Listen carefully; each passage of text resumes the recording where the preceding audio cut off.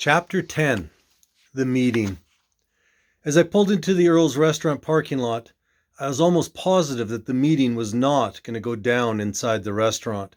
Too many witnesses there. If I were putting my money on it, instead, I was only betting my life or my hand on it. I would have bet that we were going to be quickly ushered into a vehicle and driven off to a more secluded place. It isn't too late to bolt, I thought. I could still turn around and head for higher ground, but even though I was envisioning escaping and flying down the highway, in reality, I didn't head for the hills. Instead, I parked my car and sat there for a moment longer, trying to avoid the unavoidable. I took a deep breath and held it. This was it, showtime. We were about to go to a meeting where the only two people without guns would be my associate and I. This was not a comforting thought. I let my breath out and then got out of my car and took another deep breath of cool spring air. It was a little after 10. The hour of darkness had arrived, and unfortunately, I was just on time to meet it. As I followed my associate, I suddenly realized he was leading me towards a man whose face I recognized. He was known to be an enforcer in the drug world, a man who paid you a visit to remind you that you were a little behind on your payments. These reminders were not quickly forgotten, reminders that sent you to the hospital if you were lucky. I knew of these reminders since I had been on the giving end of them in the past. Even though I had been on friendly terms with this man at one time, as I looked into his eyes tonight, I knew that the past had been forgotten. There was no friendship here. He was on someone else's payroll, someone from whom I had stolen a large amount of drugs. I casually glanced down at his hands and noticed that he was wearing his beating rings, big metal rings that added extra injury when his fist landed blows to your face. As another car pulled slowly into the parking lot, my heart began to pound. This was it. The vultures were circling. The car continued to pass, though, but I knew it would be nearby, waiting. The enforcer suddenly broke the silence. "We're supposed to go inside and wait," he said, with very little emotion in his voice. These words gave me a moment of relief. I knew we weren't off the hook, but at least the inevitable was being postponed. They weren't going to murder us in a busy Earl's restaurant.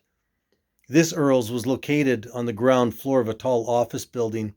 When you entered, you still had to walk down a long hallway until you reached the actual restaurant.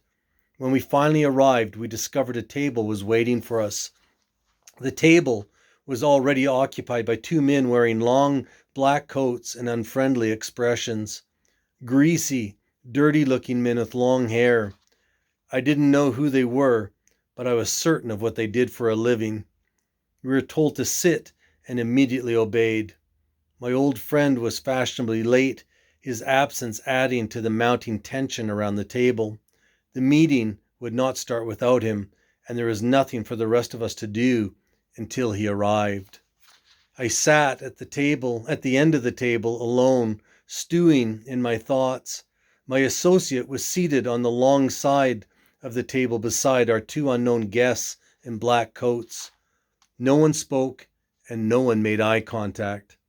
Laughter and conversation echoed around the restaurant as other people enjoyed their food and one another's company, while our table sat in deathly silence. What did the executioners and condemned chat about anyway?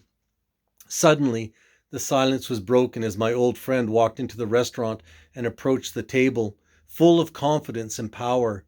He was not alone. By his side was another man I knew as a professional wrestler.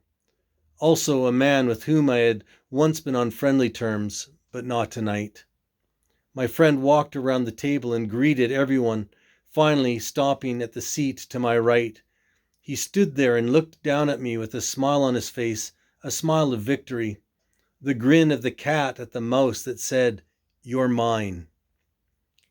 I sat in the chair of the defeated, avoiding too much eye contact, not wanting to seem in any way challenging or confrontational. "Long time no see," he said to me, while laughing heartily. I merely nodded and sat there with a stupid look on my face. I was so afraid and ashamed. I felt like I was going to melt into the chair. Then he sat down, pulled up the menu, and began to look at it as he talked to the other guys at the table, encouraging them to order. The other men talked among themselves while my associate and I sat in silence, the silence of the condemned. "Are you going to have something to eat?" my old friend asked me, with a big grin on his face. I felt sick. The thought of an inmate on death row being offered his last meal entered my mind. "No, I've lost my appetite," I replied with absolute honesty, no humor in my tone or smile on my face. He then asked my associate if he was hungry. My associate likewise turned down this offer. As all the others talked, I watched my associate at the other end of the table. All thoughts of being betrayed by him left me at that moment. Seeing the fear exuding from his whole being, I knew we were in big trouble. He no longer put on the tough guy act. He was obviously terrified of what was going to happen. Even though he was a giant of a man, he didn't look like it now. He looked like I felt, small, weak, and helpless.